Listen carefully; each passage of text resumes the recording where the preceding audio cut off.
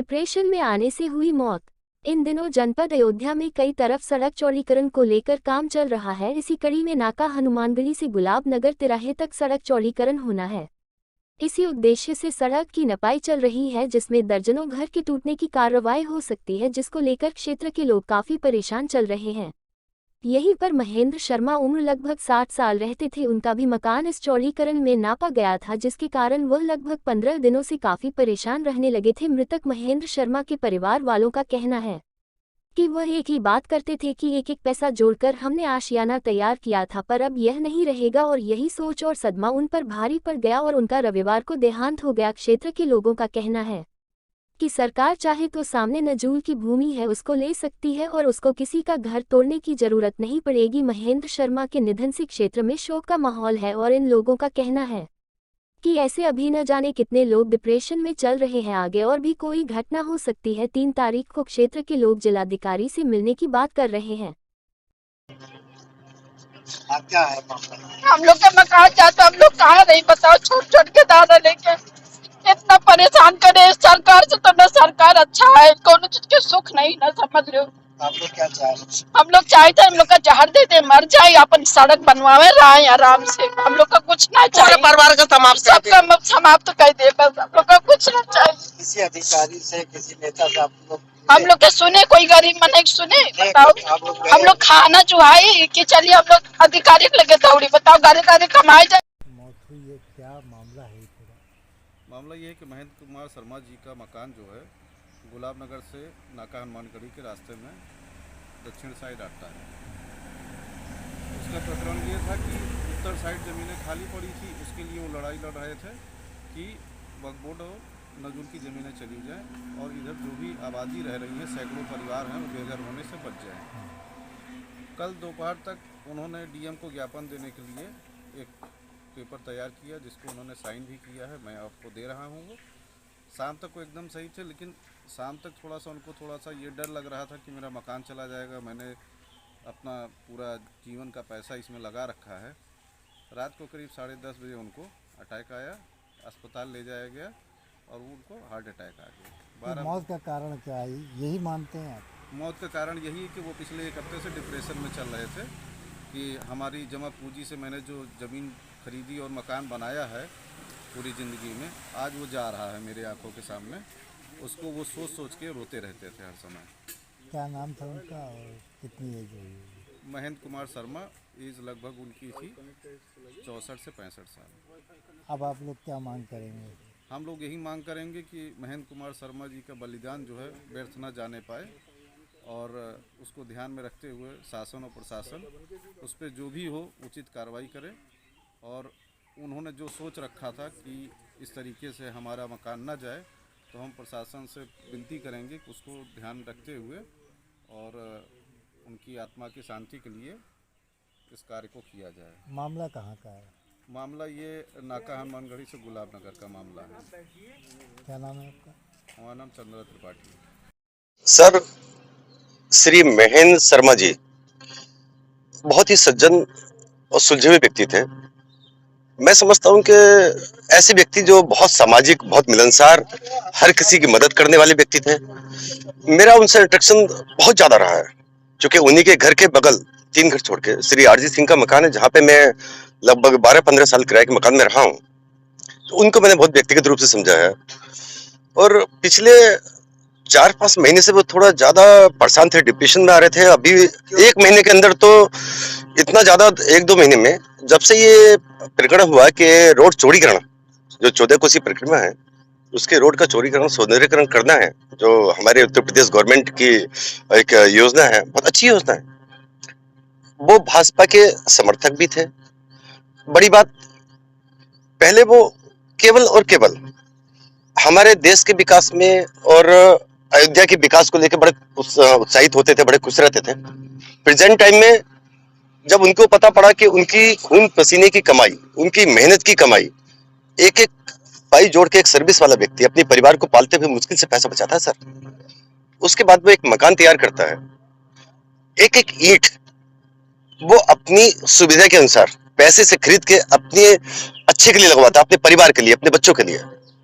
वहां वही नहीं, जितने भी उस रो में व्यक्ति रह रहे हैं वो सभी इस चीज को लेकर इतने चिंतित रहे हैं कि मैं 1 महीने से देख रहा हूँ वहां पे मीटिंग होती रहती है, आपस में बात करते रहते हैं कैसे सरकार से प्रार्थना की जाए, कैसे किस तरह से उनके ठीक सामने, घर के ठीक सामने जो नाका हनुमानगढ़ी है वहां से गुलाब नगर मैरिज लॉन जनौरा रोड पे, उसी के बगल वहां घर पड़ता है। उनके घर के ठीक सामने रोड के पार नजूल की जमीनें हैं, काफी खाली है वो, वहां कुछ अतिक्रमण भी नहीं है, बना हुआ भी नहीं है, कोई किया हो तो एक दो शायद हो। उस रोड को अगर चौड़ीकरण करना है तो गवर्नमेंट इस साइड में भी कर सकती है, अपोजिट साइड में। वहां पे 100, 150, 200, 250 लोग जो रह रहे हैं परिवार के साथ, अपने बच्चों के साथ।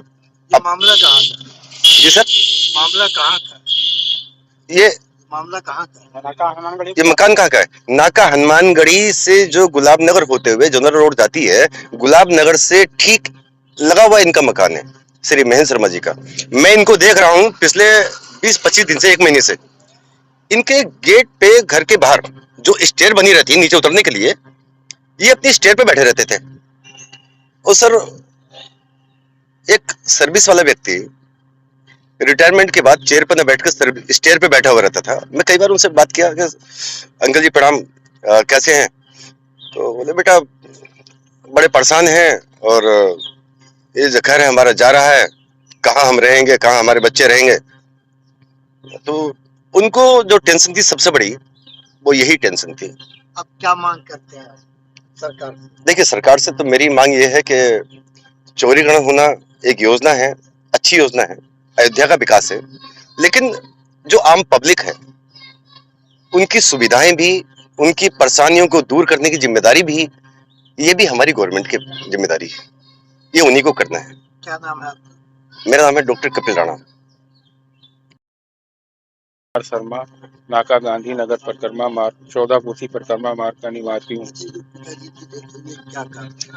पिताजी की डेथ का मूल कारण तो यही है कि जब से ये चौड़ीकरण का मामला आया है और जब से नपाई की जो वहाँ पे लिखा गया है, तब से वो 4-5 दिनों से बहुत वही सोचा करते थे, वही चीज सोचा करते थे कि कैसे तुम लोग के बच्चों का कैसे क्या होगा भविष्य में, अब कितना बचेगा, इसमें तुम लोग क्या करोगे, महंगाई इतनी है। यही सब सोच के अचानक रात में सब हम लोग से भी बातें करते थे, यही 3-4 दिन से यही सब बोलते थे। कल रात में अचानक यही हार्ट अटैक उनको आया, 12 बजे लेके आए, जो कि अभी अंतिम क्रिया यहाँ चल रही है, आप लोग के सामने है। और ये बहुत ही गलत है। सरकार के पास बहुत ही अच्छा ऑप्शन है कि जो सामने की हमारे नजरुल की जमीन है उसमें आप बढ़ाए, यही पिताजी की भी इच्छा थी, लेकिन अब देखिए क्या होता है। देखिए हम लोग दुख की घड़ी है, लेकिन आप सरकार से क्या मांगते हैं? सरकार से हमारी यही मांग है कि जो मकबरे की जो सरकार की खुद की जमीन है, आप उसमें क्यों नहीं अपना चौड़ीकरण करते भाई। इधर जो हम ही छोड़ लिए, हमारा तो आधा चलिए ठीक है जा रहा है, लोगों का पूरा पूरा घर चला जा रहा है, वो बेचारे गरीब मजदूर वो कहाँ जाएंगे। सरकार कितने घर जद में आ रहे हैं उसके? कम से कम 150-200 घर आ रहे हैं, जिसमें से करीब 10-15 घर ऐसे हैं जो पूरे पूरे घर सफाई हो जा रहे हैं। सबको टेंशन होगा, डिप्रेशन होगा। बिल्कुल सर, बिल्कुल सबको आए दिन यही चर्चाएं होती है वहाँ पे। अगर निकल जाइए कि भैया कहाँ जाएंगे, कैसे क्या गुजारा होगा, कहाँ क्या कमाएंगे, देखिए सब क्या किया जाए। और भी घटनाएं हो सकती है भविष्य में बिल्कुल सब सब छोटे छोटे महिलाएं हैं, वो तो कह रहे हैं कि हम आत्महत्या कर लेंगे अगर हमारा ये हुआ। महिलाएं हमारे उधर की है, ये भी कह रही थी बच्चों के साथ, अगर हमारा मकान लग गया तो हम कहाँ जाएंगे। भाई सही बात है।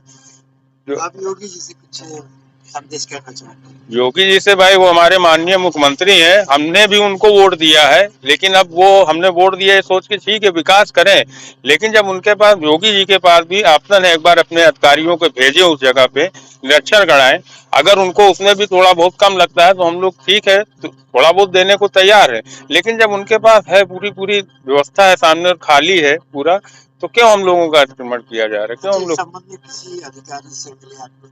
हम सांसद, विधायक? जी हाँ, हमने अपने माननीय सांसद लल्लू सिंह से भी मुलाकात हुई, वेद प्रकाश गुप्ता विधायक जी से भी मुलाकात हुई, कमिश्नर से भी हुई, डीएम साहब के यहाँ भी ज्ञापन शायद 3 तारीख को चल रहा है कि क्या वो क्या कहते हैं। जवाब मिलता है? अब वहाँ हम लोग यही चाहते हैं कि हम लोग के ही सपोर्ट में जो भी जवाब है हम लोग की उसमें आए, रिस्पांस में आए, ताकि हम लोग का भविष्य उज्जवल हो सके। और हम लोग के छोटे छोटे बच्चे हैं, कहाँ लेके जाएंगे भाई, जब कुछ बचेगा नहीं कहाँ जाएंगे। क्या नाम है? हमारा नाम Amit Kumar Sharma, son of Shri late of Mahendra Kumar Sharma. Pandey है। 14 कुशी परिक्रमा मार्ग पे हमारा भी घर है। गुलाब नगर से लेकर के नाका हनुमानगढ़ी तक के बीच में ये 100, 150, 200 घर जो आ रहे हैं, इसकी वजह से ही सारी समस्या उत्पन्न हो रही है। अभी तो यही समस्या हुई, महेंद्र कुमार शर्मा जी का देवासान हुआ।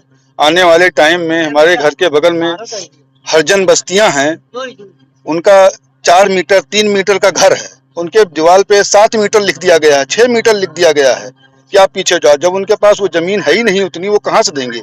उनके पीछे जो घर हैं वो भी उसी में आ जाएंगे। वो मतलब पूरी आबादी का आबादी खत्म हो रही है। अब तत्काल या तो उनके रहने की व्यवस्था हो, तब उनको कुछ किया जाए। वो आप लोग किसी अधिकारी या सांसद नेता हम लोगों ने एप्लीकेशन कमिश्नर साहब से भी मिलकर ज्ञापन दिया है। क्या डीएम कहते साहब वो कहते हैं इस पे हम सर्वे कराएंगे, लोक निर्माण विभाग और राजस्व टीम को भेजेंगे, सर्वे कराएंगे, फिर उस पे काम होगा। उसका लेटर भी हमारे पास है। आज जो हादसा हुआ है इसके संबंध में मिलेंगे आपको? बिल्कुल 3 तारीख को मीटिंग है, 3 तारीख को हम मिलेंगे डीएम साहब से, अपना रखेंगे अपना प्रस्ताव। क्या नाम है? कृष्णान पांडे। अयोध्या के रामपुर सरधा स्थित श्री निर्भय सिंह औद्योगिक इंटर कॉलेज के प्रांगण में हर वर्ष की तरह इस वर्ष भी निर्भय सिंह इंटर कॉलेज के संस्थापक स्वर्गीय परम पूज्य बाबू देवता सिंह जी की पुण्यतिथि के अवसर पर विद्यालय का वार्षिकोत्सव मनाया गया। बाबू देवता सिंह की 39वीं पुण्यतिथि के अवसर पर आए हुए सभी अतिथियों ने बाबू देवता सिंह की प्रतिमा पर माल्यार्पण कर नमन किया।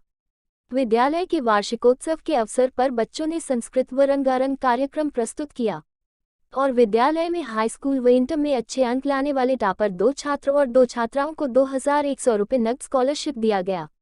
अन्य बच्चों को सर्टिफिकेट व ट्रॉफी देकर पुरस्कृत किया गया।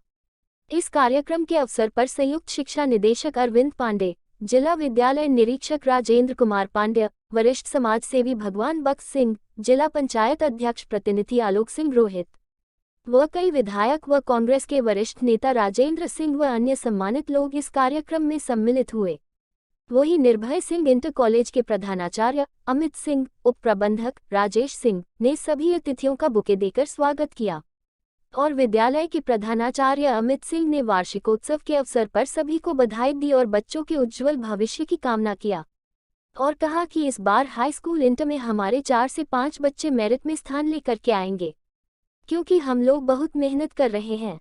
ग्रामीण में भी ऐसे विद्यालय हैं जो बहुत मेहनत करते हैं। वहीं अमित सिंह निर्भय इंटर कॉलेज के प्रधानाचार्य ने सरकार से मांग किया है कि कुछ संसाधन अगर विद्यालय को मिले तो विद्यालय और आगे बढ़े। लोग सम्मिलित हुए।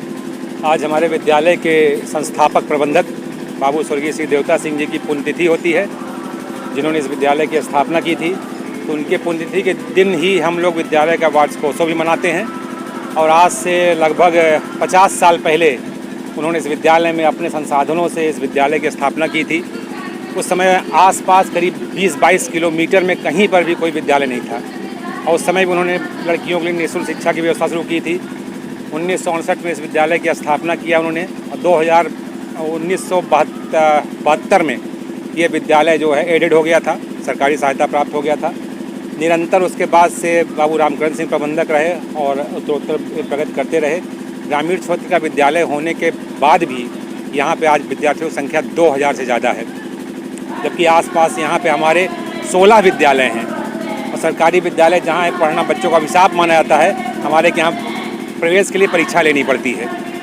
तो आज उनकी बाबूजी की 39वीं पुण्यतिथि है, जिसको हम लोग वार्षिकोत्सव मना रहे हैं। आज हमारे जिला विद्यालय निरीक्षक, लेखाधिकारी, जेडी महोदय, जिला पंचायत अध्यक्ष, विधायक सभी लोग आए, सबने बच्चों को अपना आशीर्वाद दिया है और हम चाहते हैं कि ऐसा विद्यालय हमारा उन्नति करता रहे। और बच्चे हमारे बोर्ड परीक्षा आने वाली है और इस बार हम वादा करते हैं कि हमारे स्कूल से कम 4 से 5 बच्चे मेरिट में रहेंगे।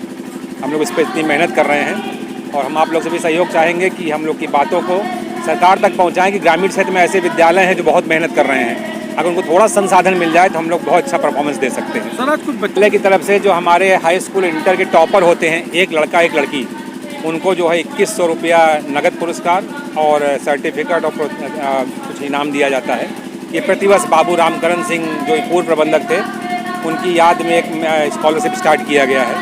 तो उसको हम लोग हर साल 2 छात्राओं को हम लोग हर साल देते हैं। हम छात्रों को जरूर ये कहेंगे, इससे आज के समय में पीछे धीमे चलने वाले पीछे रह जाते हैं। और विद्यालय में हम लोग हर तरह से छोटे बड़े बच्चों को ऊंच नीच की भावना से दूर होकर हर सबको एक समान शिक्षा दे रहे हैं। वो हमारा पूरा फ़ायदा उठाएं और फ़ायदा उठा के अपना भविष्य उज्ज्वल बनवाएं। गुड नेम बता दें। अमित कुमार सिंह, प्रधानाचार्य निर्भय सिंह इंटर कॉलेज। जनपद अयोध्या में मुख्यमंत्री अभ्युदय योजना के अंतर्गत राजकीय इंटर कॉलेज फतेहगंज में जेईई मेंस और एडवांस तथा नीट की कक्षाएं समाज कल्याण विभाग द्वारा निःशुल्क संचालित की जा रही हैं। इस योजना के माध्यम से मध्यम, गरीब तथा सभी इंटरमीडिएट के अध्ययनरत एवं उत्तीर्ण हो चुके छात्र छात्राओं हेतु उनके गृह जनपद में यह कोचिंग प्रारंभ करने का मुख्य उद्देश्य कोटा या अन्य संस्थानों में जाकर पढ़ाई न कर पाने वाले सभी छात्र छात्राओं के लिए सुनहरा अवसर है, जिसमें वे निःशुल्क प्रवेश लेकर डॉक्टर और इंजीनियर बनकर देश की सेवा कर सकते हैं। समाज कल्याण अधिकारी श्री रणविजय सिंह के द्वारा उपरोक्त जानकारी दी गई।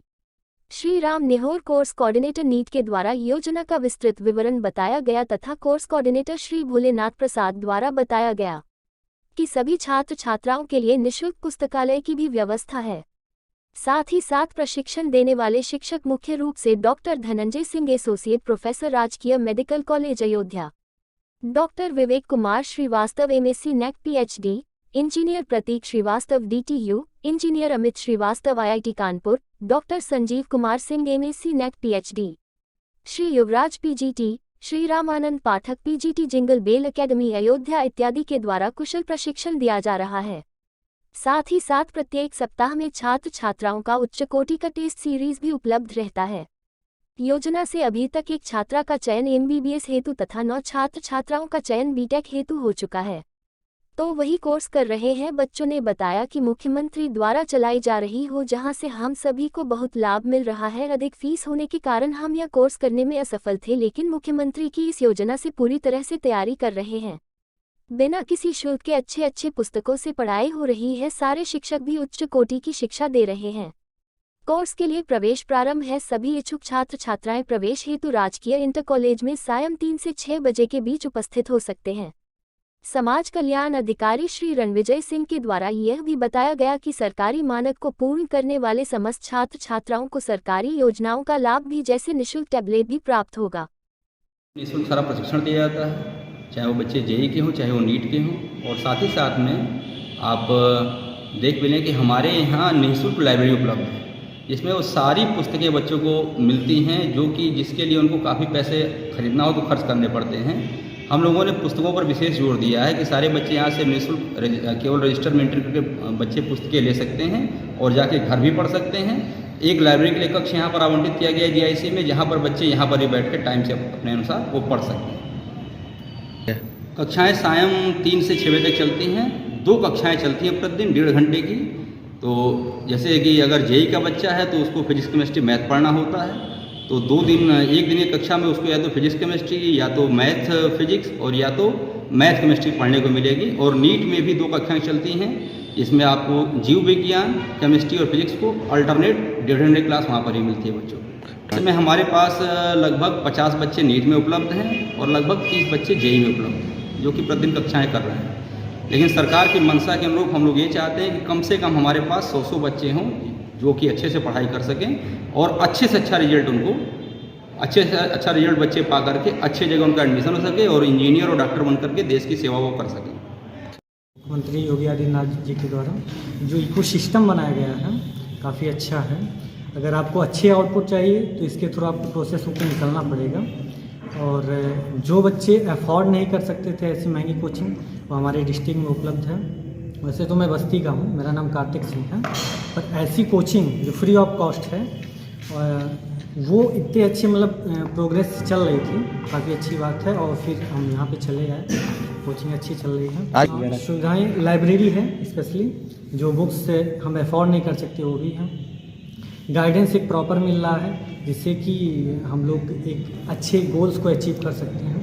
चीज़ें अच्छी चल रही हैं। आज केमिस्ट्री की क्लास है जिसमें हम वीक इलेक्ट्रोलाइट पढ़ रहे हैं, जो एक आयनिक केमिस्ट्री आयनिक इक्विलिब्रियम का एक चैप्टर है, मतलब एक टॉपिक है उसका ये चल रहा। और सेकेंड जो हमारी क्लास है वो बायो की है। क्या मेरा नाम कार्तिक सिंह है, बस्ती से। ठीक। इस समय क्लास भी अच्छी चल रही है। बाकी जितने टीचर हैं इस समय सब अच्छा चल रहा है। पहले तो क्लास रुकी थी, अब इसके बाद से जब से कंटिन्यू चल रही है तब से बहुत अच्छी चल रही है। सरकार की योजना बहुत अच्छी योजना है, जो नहीं पढ़ सकते हैं उनके लिए तो, जो मतलब पीछे वर्ग के लोग हैं उनके लिए तो बहुत अच्छा है ये। मेरा नाम आंचल का सौदा है। रामनगरी अयोध्या में राम मंदिर निर्माण समिति की 2 दिवसीय बैठक रविवार को देर शाम संपन्न हुई। बैठक में नवनिर्मित गर्भगृह में स्थापित होने वाली रामलला की अचल मूर्ति पर गहन मंथन किया गया। रामलला की अचल मूर्ति किस पत्थर की बनेगी, इस पर अंतिम निर्णय मूर्तिकला के विशेषज्ञ करेंगे। बैठक के लिए विभिन्न चित्रकारों द्वारा मूर्ति की डिजाइन भी बनाकर भेजी गई थी, जिस पर ट्रस्ट के पदाधिकारियों ने अपनी अपनी राय रखी। श्री राम जन्मभूमि तीर्थ क्षेत्र ट्रस्ट महासचिव चंपत राय ने बैठक के बाद बताया कि निर्माण समिति की बैठक इस बार रामलला की मूर्ति के स्वरूप, कितनी दूरी से दर्शन और मूर्ति की ऊंचाई कितनी होगी, इसी पर केंद्रित रही। इस बैठक में रामलला की मूर्ति के स्वरूप से संबंधित सभी आवरण जैसे आंखों की कोमलता, देवत्व और बाल सुलभता, होठों की मुस्कान, गाल और मस्तक के साथ साथ नाभि की संपूर्ण रचना पर गंभीर चिंतन किया गया। इसी के साथ ही इस आशय पर भी विचार किया गया कि मूर्ति किसी भी दशा में बाल रूप में प्रतीत हो। बता दें, इस बैठक में ट्रस्ट के कोषाध्यक्ष गोविंद देवगिरी समेत जगत गुरु वासुदेवानंद सरस्वती, ट्रस्टी अनिल मिश्र, विमलेंद्र मोहन प्रताप मिश्र शामिल रहे। बैठक में पहली बार निर्माण समिति के सदस्य शत्रुघ्न सिंह भी शामिल हुए। इसके अलावा राम जन्मभूमि के सुरक्षा सलाहकार के शर्मा व CAG के अधिकारी आशुतोष शर्मा बैठक में ऑनलाइन जुड़े हुए थे। गर्भगृह में रामलला की प्रतिमा का स्वरूप क्या हो। अनेक लोगों ने चित्र बनाकर भेजे, सब कंप्यूटर पर तुलनात्मक अध्ययन किया। आंखें किसकी अच्छी हैं, जिसमें कोमलता है, देवत्व है, बाल सुलभ है। होठ की मुस्कान किसकी अच्छी है।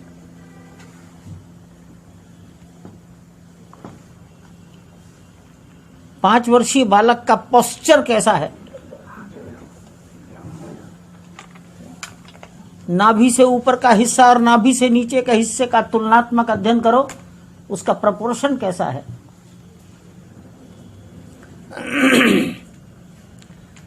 पैरों में खड़ाऊ होनी चाहिए कि नहीं होनी चाहिए,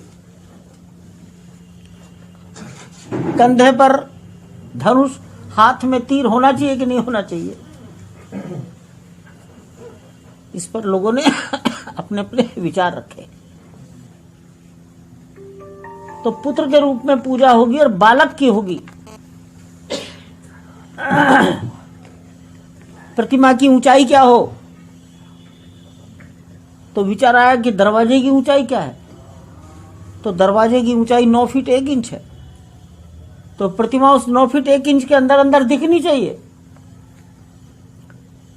प्रतिमा कितनी दूर से देखी जाएगी,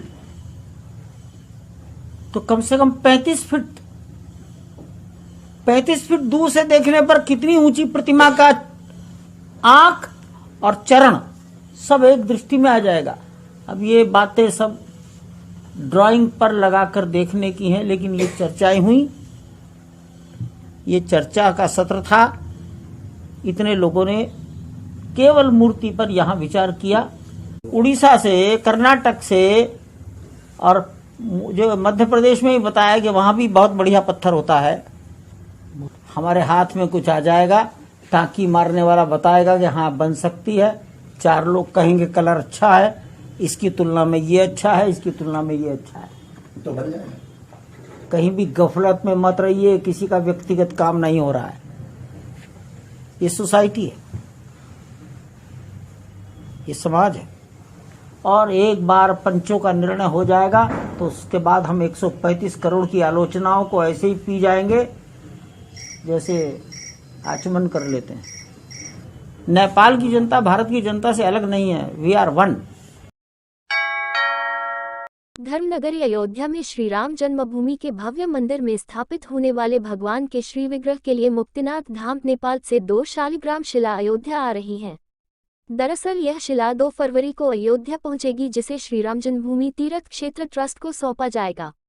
राम मंदिर निर्माण समिति की 2 दिवसीय बैठक रविवार को संपन्न होने के बाद श्री राम जन्मभूमि तीर्थ क्षेत्र ट्रस्ट महासचिव चंपत राय ने जानकारी देते हुए कहा कि काली गंडकी नदी नेपाल से शालिग्राम पत्थर आ रहा है। नेपाल के संतों ने कहा कि हम शालिग्राम पत्थर अयोध्या को सौगात में देना चाहते हैं। जानकी जी के दहेज के रूप में जनकपुर के लोग शालिग्राम पत्थर सौगात में देंगे। चंपत राय ने कहा कि जनकपुर के जानकी मंदिर के महंत राम तपेश्वर दास ने नेपाल सरकार से शालिग्राम पत्थर राम मंदिर ट्रस्ट को भेंट करने के लिए निवेदन किया था। नेपाल सरकार ने उनके निवेदन को स्वीकार किया और पत्थर निकलवा कर महंत को सौंपा। सरकार ने पत्थर उठाया, राम तपेश्वर दास जी महाराज को भेज दिया। नेपाल के महंत अयोध्या के महंतों को भेंट कर रहे हैं। बता दें कि दावा है कि ये शिलाएं करीब 6 करोड़ साल पुरानी हैं। दोनों शिलाएं 40 टन की हैं। एक शिला का वजन 26 टन जबकि दूसरे का 14 टन है। काली गंडकी ये नेपाल में है, दामोदर कुंड से चलती है, पोखरा से भी 85 किलोमीटर ऊंचाई से नदी के तट से ये लाया गया है। नेपाल के संतों ने कहा हम अयोध्या को सौगात में देना चाहते हैं। कभी जनकपुर ने जानकी जी दी, अब जानकी जी के दहेज के रूप में ये सौगात देंगे। जनकपुर के जानकी मंदिर के महंत राम तपेश्वर दास जी महाराज ने नेपाल सरकार को निवेदन किया। नेपाल सरकार ने स्वीकार कर ली। सरकार ने पत्थर उठाया और राम तपेश्वर दास जी को भेज दिया। कल 28 तारीख की शाम को वहां उनके हाथ आश्रम पर पहुंच गया। अब राम तपेश्वर दास जी उसे अयोध्या के संतों को भेंट कर देंगे। पत्थर तो मैंने देखा नहीं, किसी ने भी नहीं देखा उत्तर प्रदेश में। जब आएगा तब मूर्ति रचना करने वालों को दिखाया जाएगा। जब वो सब देख लेंगे तब आगे बात बढ़ेगी। लेकिन भारत में कहां कहां इस प्रकार के पत्थर उपलब्ध है वो सब भी मंगाए जा रहे हैं। ऐसा जरूरी नहीं है कि जिस पत्थर को एक बार ले आए उसमें मूर्ति बन ही जाएगी। वो तो जब उस पर टांकी लगेगी तब मूर्तिकार बताएगा इसमें बन सकता है कि नहीं बन सकता।